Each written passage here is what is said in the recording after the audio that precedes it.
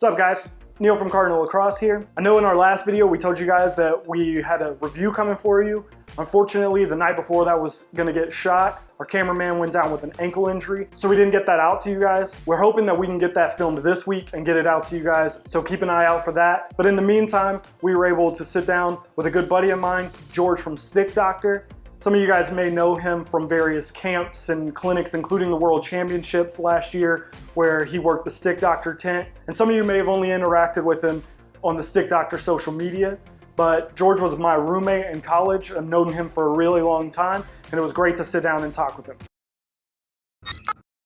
First question to ask you is sort of how you got your start in the game and what your history with the game has been. So what makes this time that you and I get to sit down to so special is that you're the one that got me into lacrosse originally. You and I were roommates at a very small school in Arkansas, Harding University, which was a Division II club program in the MCLA. And you played lacrosse along with a couple other guys on the hall and a couple other guys that we were mutual friends with. And I'll never forget when I went to my first lacrosse game. It was the first game of the season you were playing. And I'll never forget, about 5 minutes into the first whistle, I remember sitting back in my chair and thinking, I have to play this. I remember saying that thing to you and to a couple other guys on the team afterwards, and every single one of them was like, well, you should play. And I was like, oh, bull crap, like that's not, you and I know that's not gonna happen. But they were all really, they never even flinched, everybody was very insistent, and that stuck with me forever, that lacrosse is meant to be grown. Lacrosse is meant to be shared. And so you're the reason I play lacrosse. You strung my first stick. You helped me to purchase my first stick. You restrung my first stick. You taught me everything I know about the game. I'm a product of growing the game. I'm a product of the game moving out west and moving into the south and into these places where it historically never was. We were the only team in Arkansas for at least the first 3 or 4 years after its inception. We had a bunch of experienced guys, a bunch of less experienced guys, everybody kind of forming together. And so I was really looking for my role on the team. Stringing is something that I got plugged into. I played a lot of defensive midi, which I felt like was a really good role for me in starting in the game, and I expanded from that position out, as many people do. And then one of the things that I was able to do, and I was fortunate to do, is that I was able to work in a role of our club organization as the president for a couple of years. And so that was a really interesting way to just basically take the reins and grab hold of the team and the game and really feel a sense of responsibility for where we go. I think because we had our hands in that so deeply, everybody just elevated their game on and off the field for the team, and in that way we were able to be very successful. And so I think because of the passion and because of that core group of guys that were working in different roles on the team to make us successful, we were able, in our 4 years there, we went to the national tournament 4 times. After leaving college, I knew that I had interest in coaching, but I didn't know exactly what my next move career-wise was. And I began substitute teaching back in my hometown. And I got in touch with the guy, Jonathan Moriarty, and we started coaching together. I was his defensive coordinator at Vero Beach High School, and I did that for 5 years alongside him, and had some success with that, so that was a lot of fun. That was a great experience. It was a great way to stay connected to the game. It was a great way to use what I had learned, and of course, it was the best way I knew how to grow the game and give back and try to pass on the gift of lacrosse that was given to me. And then John has his own stringing company, which is Stickdoctor, which was established I think in 2000 or 2001 in the Pittsburgh area, and of course it came with him when he moved to South Florida. And so I began as a stringer. I began stringing with him, stringing at tournaments, doing some work for him at his warehouse and that kind of thing. And so I've been off and on, I've worked with John, both in the coaching aspect and then also for Stickdoctor. I've done some things recently with their social media and their Instagram and Facebook. And so I've been working with them since about 2009. So that was a great outlet for me because in college I was a college stringer. I strung 80% of the heads on my team. And so Stickdoctor was just a perfect opportunity. It was the perfect place to coach with a guy who had a ton of experience, and he just happened to have this stringing company. So you were the president of a nationally ranked team You were an assistant coach in Vero Beach, and you have worked with Stickdoctor since 2009. So you've quite literally traveled the country with the game of lacrosse. So I'm wondering what's your highest moment and what was your lowest moment in the game of lacrosse? My best moment in lacrosse, the one that immediately comes to mind, has to be coaching.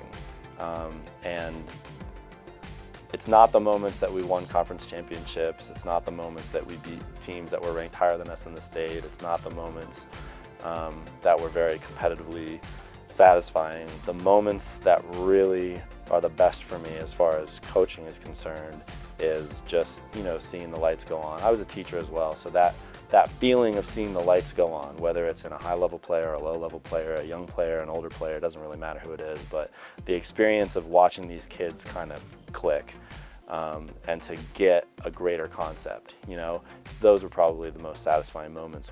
My worst moment in lacrosse, I sustained a collarbone injury the weekend of my senior year in college, our final conference tournament. I missed the conference tournament. We won it anyway. We still were able to go to nationals, and I was actually able to finish my career and play some in the national tournament that last year. But definitely a scary situation where I thought that maybe I had just ended my entire lacrosse career before our last conference game. So for me, that was definitely my lowest moment. We have a lot of youth players that are hopefully watching this. I'm wondering what's the best piece of advice that you were ever given that you can maybe pass along to them? Right off the top of my head is the first piece of advice that was given to me, and because it worked so well for me, I'm going to say it. I'm not sure if it's the best, but it's the first thing that was ever said to me. Work on your offhand 80-20, 80% offhand, 20%, because your strong hand, which is my right, your right hand will come. Work on your offhand. And I did it. I took that to the bank. And you and I both did the thing. I was on the wall, and I'm not just saying this. I was on the wall at least 45 minutes a day, every day for the first 6 months because I didn't want to suck.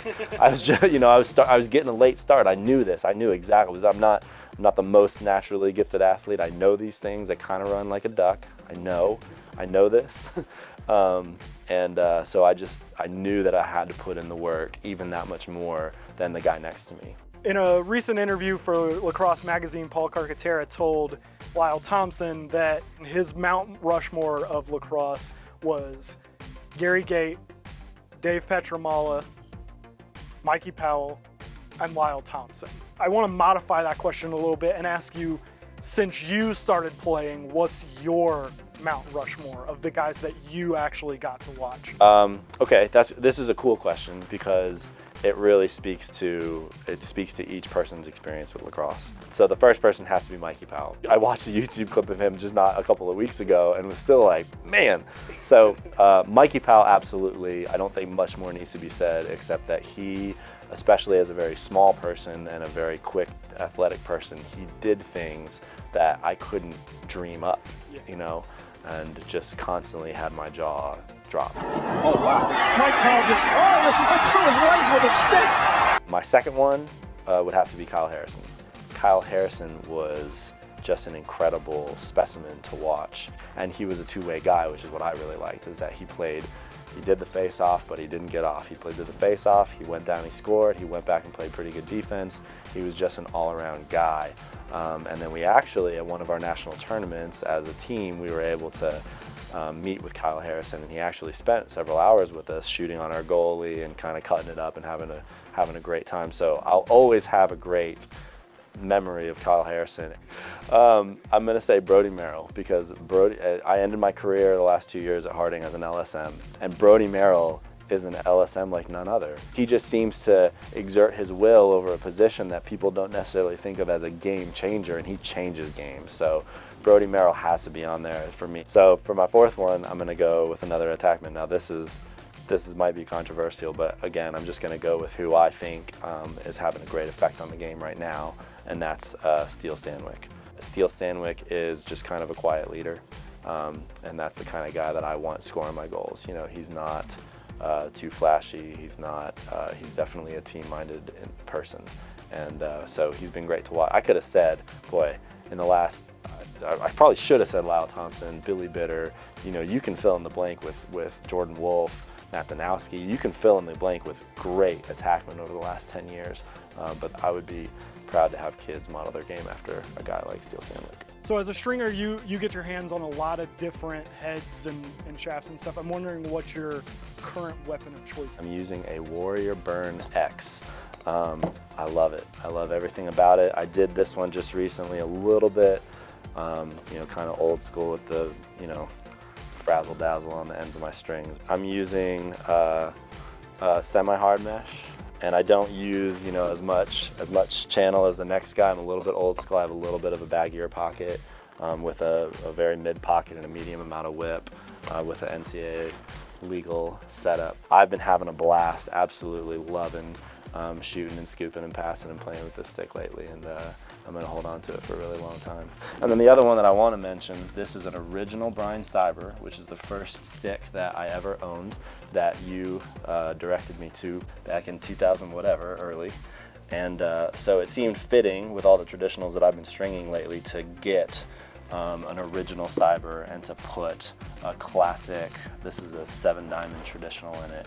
I think it's just a really classic thing, and this is just going to stay with me forever and ever and ever, and when it snaps I will cry. Okay, so you talked about you started stringing sticks for your team at Harding, and then you progressed from there and all the way to the point where now you work for a stringing company and everything. I'm wondering how you've seen stringing sticks change from when you first started to where it is now.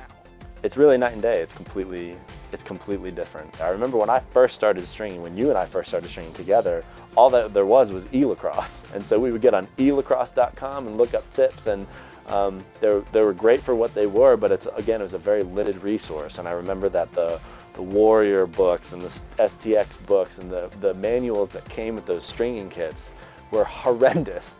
So I think the biggest difference between back then and now as far as the stringing community is that now you have social media, which, love it or hate it, what it's created is this vibrant, active community of stringers, talented stringers who grow the game just by doing a good job. The most exciting aspect of it for me is being able to interact with some of these great stringers, and I'm going to leave a bunch out. I'm going to say the first ones that come to mind because they're the ones that pop up in my feed the most, but you know, Spawn of Peepo is doing incredible things. There's places like Laxstream and Lax All-Stars. There's Lacrosse Stringing Ferg, who everybody knows that he has some of the cleanest work out there. I really can't say enough about the stringing community that's out there. Needless to say that 12 years ago, none of that existed. There was no resource. There were no YouTube tutorials that talked about how to customize your pucker, how to make it work for you. And so I think that just having access to that information and being able to put out, as the products continue to get better and better and we get them in the hands of young stringers, to have these guys leading the way by social media and at tournaments and just being on the ground and growing the game by sharing their talent and their wisdom of stringing with these kids, it's giving these kids a much better opportunity to be successful in lacrosse and to not have frustrations with their stick and not get discouraged about things that could hold them back. So it's really an exciting time for stringers. So thanks to George and Stickdoctor for sitting down with us. We really appreciated it. And until next time, I'm out.